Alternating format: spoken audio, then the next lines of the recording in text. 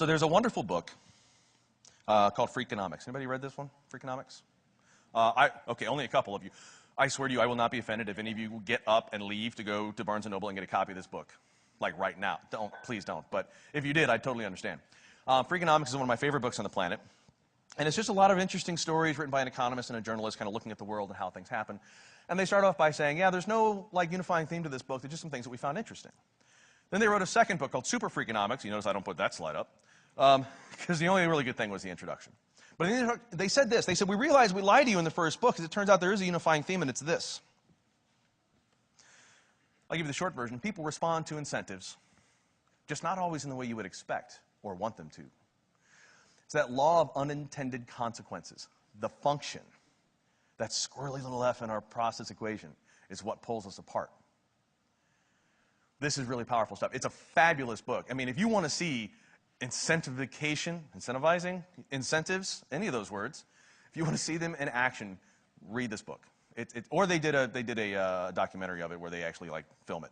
So really, really interesting stuff. I told you we wouldn't do root cause analysis in here. If you want to meet up in the bar later on, we'll do some lighthearted spreadsheeting. We'll get together on it. Or again, I'm doing a session later. We can talk about it then. But the really good news, I think, the really interesting thing, is that we know that we can change behavior. It's been proven mathematically. Is that something you're interested in hearing about? Good, because I'm doing the slides anyway. All right. So there's these three dudes, John von Neumann, John Nash, Albert Tucker. They were pioneers in game theory. And game theory is all about how people interact with each other and how we make decisions.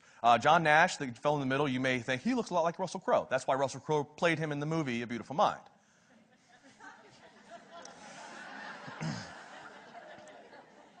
So there's a lot of different components of game theory, but the one I want to talk about is this exercise called the prisoner's dilemma.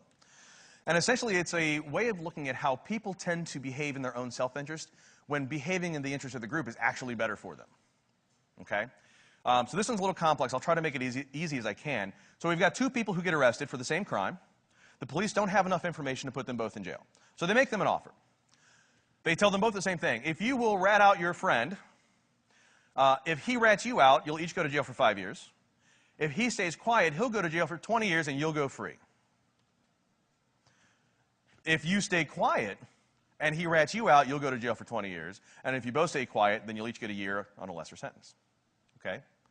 Now, what's interesting about this is that in both cases, when you look at this, the best option is to keep your mouth shut.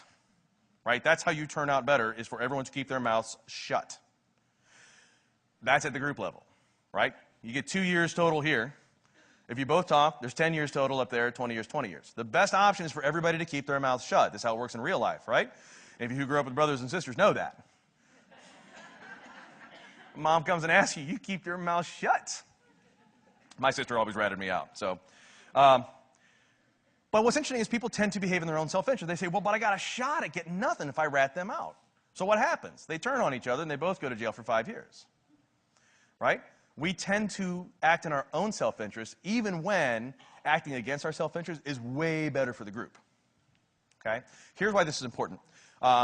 So this lovely-looking gentleman, Robert Axelrod, he was part of this experiment they did where they allowed people, this back in the 70s, he was a political scientist, they allowed people to build essentially an artificial intelligence program to run through this simulation of the prisoner's dilemma. And they said, we want to see what kind of behavior sets give us the best result. The result being the fewest number of years spent in jail for each program. All right, so they're like fake people. And the one that won the competition was called tit for tat. Okay, it's pretty simple. Is every time it met a new partner, it would cooperate with that partner. Every time it met that partner again after that, it would just act however that person acted last time. Okay? So it always leads with cooperation. It always leads with the open hand. But then whatever that person did last time, that's how you're going to act to them. Right?